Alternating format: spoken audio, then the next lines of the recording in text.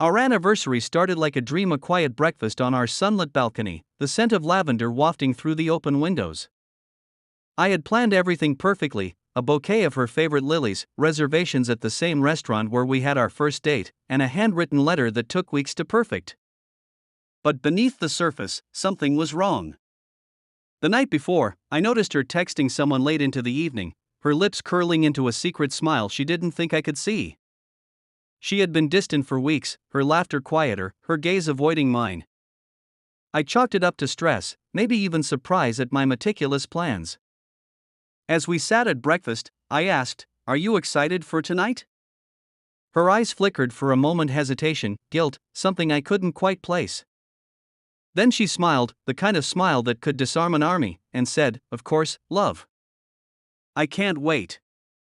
But something about the way she held her fork, as if grounding herself, made my stomach twist. Later that evening, I arrived at the restaurant early, eager to see her reaction to everything I'd planned. The private table near the window overlooked the city skyline, glimmering like a sea of stars. A violinist stood ready to play her favorite song when she arrived. I checked my watch: 7:00 p.m. Right on time. Except, she wasn't. By 7:15, I tried calling her. No answer. At 7:30, the waiter gave me a sympathetic smile, as if I'd been stood up. My palms began to sweat. Something wasn't right. I left the restaurant, heart pounding in my chest like a war drum. As I stepped outside, the chill of the night air bit through my jacket. My phone buzzed in my pocket: a text. "Sorry, running late. Don't wait up." The casual tone made my skin prickle.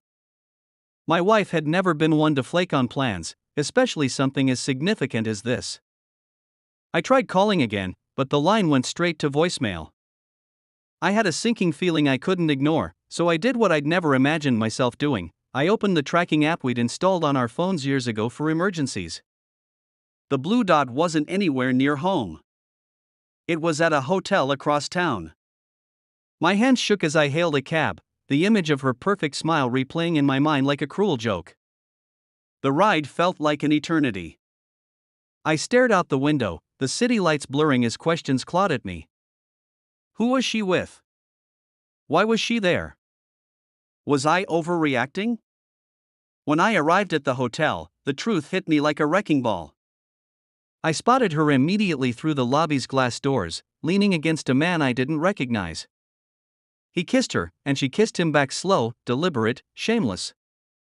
I pushed through the doors, my footsteps echoing on the marble floor. Her laughter froze mid-sentence when she saw me. She didn't flinch, didn't scramble for an explanation.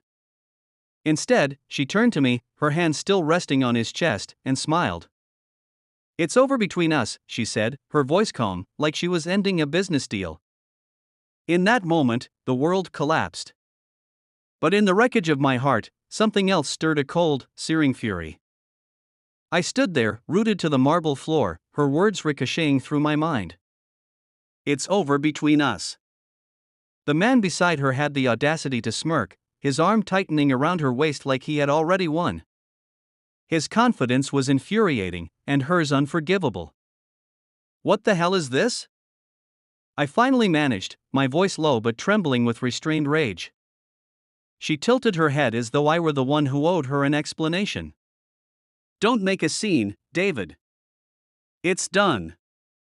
Let's not complicate this more than it needs to be." Complicate? The word echoed in my skull like a cruel joke. 10 years of marriage, of building a life together, reduced to a neatly packaged dismissal in a hotel lobby. I took a step closer, my fists clenching at my sides. "Who is he?" I demanded, my gaze locking onto the stranger's smug face. "Does it matter?" She replied, crossing her arms like I was wasting her time. "This is what I want. I've been unhappy for years. You didn't notice, so I found someone who did." Her words were a dagger, twisting deep. I should have felt pain, but all I could feel was numbness, like my body had shut down to contain the tidal wave of emotions threatening to break free. "I noticed," I said, my voice like gravel. I just didn't realize you were capable of this. The man, tall, polished, and arrogant, finally spoke. Listen, man. She's made her choice. You should respect that and move on. Something snapped inside me. I lunged forward, grabbing him by the collar before I could think twice. Move on? I growled. You think you can just walk into my life and take everything I've built? He stumbled back, his cocky demeanor faltering for the first time. But before I could do anything more, she stepped between us, her hand on my chest. Stop! She hissed, her eyes narrowing. You're embarrassing yourself. The hotel manager appeared, his nervous voice cutting through the tension. Sir, I'm going to have to ask you to leave.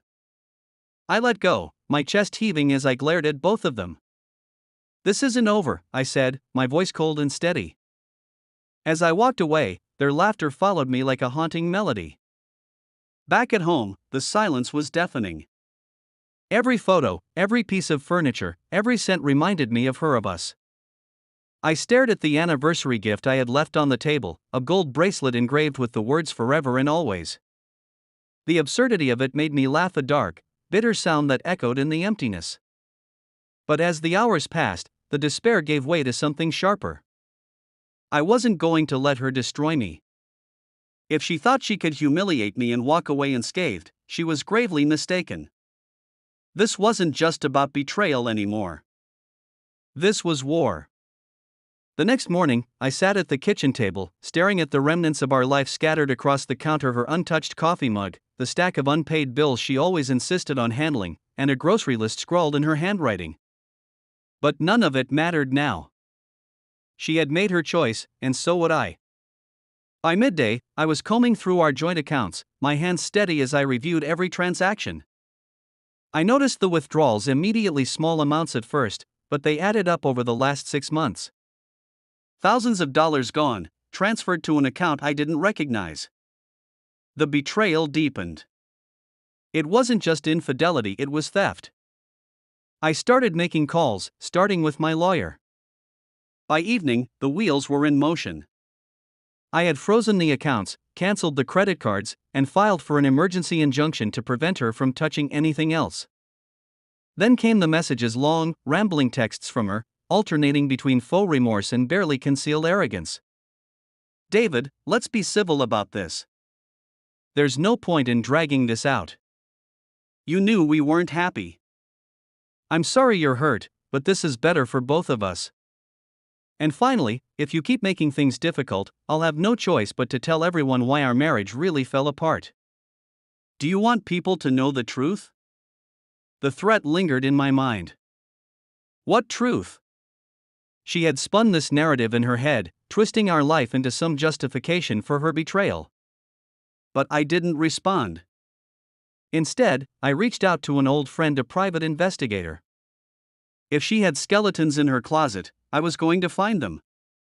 2 days later, I had answers. The man from the hotel was more than just a fling. He was her colleague, a recently promoted executive at her firm.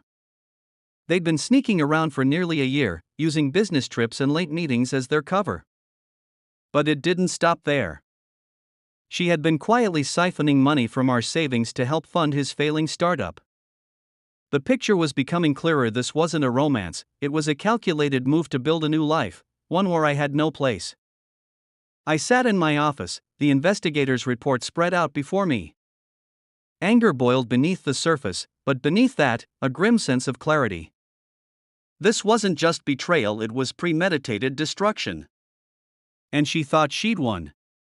Later that evening, I found myself standing outside her office building. The lights on the 10th floor were still on.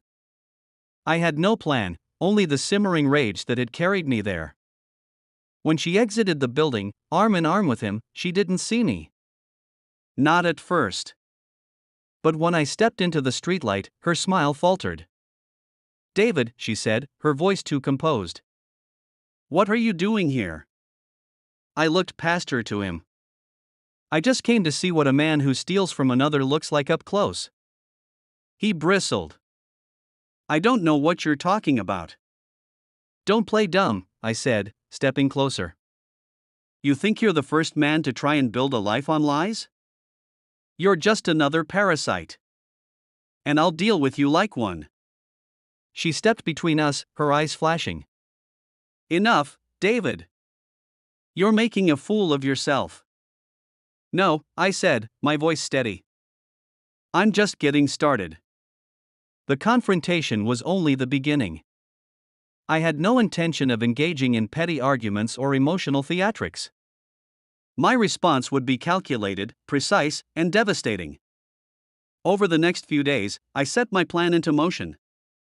The investigators' findings weren't just a weapon, they were a blueprint for dismantling her fantasy world. The first step was exposing their affair. She may have thought she had the upper hand, but I knew her carefully curated image mattered to her more than anything. I forwarded the investigators' report to her firm's HR department, attaching a note, "For your review, ethical concerns regarding senior staff." Within hours, her perfect reputation began to unravel. An emergency meeting was called. She and her lover were summoned, blindsided by the evidence laid bare before their colleagues. As I watched from the sidelines, I imagined her scrambling for excuses, her carefully constructed lies crumbling under the weight of the truth. But I wasn't done. The next step was financial. I filed a legal motion to claim the funds she had siphoned from our accounts, citing evidence of fraud and misappropriation. Her lover's startup, already on shaky ground, faced a sudden audit thanks to a well-placed tip. Investors pulled out. By the end of the week, his company was in free fall. The final move was personal. I sent her a message, "Meet me at the house. We need to talk." She arrived an hour later, her expression a mix of fury and desperation. "What the hell are you doing, David?" she demanded the moment she stepped inside. "You're ruining everything." "No," I said calmly, leaning against the kitchen counter. "I'm reclaiming what's mine." She scoffed, pacing like a caged animal. "You think this is going to bring me back? Make me regret leaving you?" I shook my head, a bitter smile tugging at my lips. "This isn't about you coming back. It's about making sure you understand what happens when you destroy someone's life." Her anger faltered, replaced by something else, fear. "David, please," she said, her voice softening. "We don't have to keep doing this. Let's just move on." I stepped closer, holding her gaze. "Move on? You didn't just betray me, Sarah. You tried to erase me. My trust, my love, my future. You took everything, and you thought I'd just let you walk away?" Tears welled in her eyes, but I felt nothing. Not pity, not remorse. Just the cold satisfaction of seeing her unravel. "You'll get what's yours," I continued. "But don't expect it to come without consequences. You'll leave this house with nothing but the clothes on your back. You'll watch your lover's empire crumble, and you'll know that every step of the way, it was me who pulled the strings." She opened her mouth to speak, but no words came out. "Goodbye, Sarah," I said, stepping aside to let her pass. "I hope it was worth it." In the weeks that followed, I began to rebuild. The house felt different now, quieter, lighter. The absence of her presence was a void, but one I learned to fill with purpose. I took up running, rediscovered old hobbies, and reconnected with friends I had lost touch with during our marriage. Slowly, I began to feel like myself again, stronger, wiser, and unbreakable. As for Sarah, her life unraveled in ways I could only imagine. Rumors swirled about her dismissal from the firm. Her lover disappeared, leaving her to face the fallout alone. One night, as I stood on the balcony with a glass of whiskey in hand, I thought about the man I had been, the one who would have begged for her to stay, who would have sacrificed his dignity for a woman who never deserved it. That man was gone. In his place stood someone new, someone unafraid to demand respect, to fight for what he deserved. The scars of betrayal would never fully fade, but they had taught me an invaluable lesson. Sometimes, the greatest revenge is reclaiming your life and living it on your own terms. And so I did.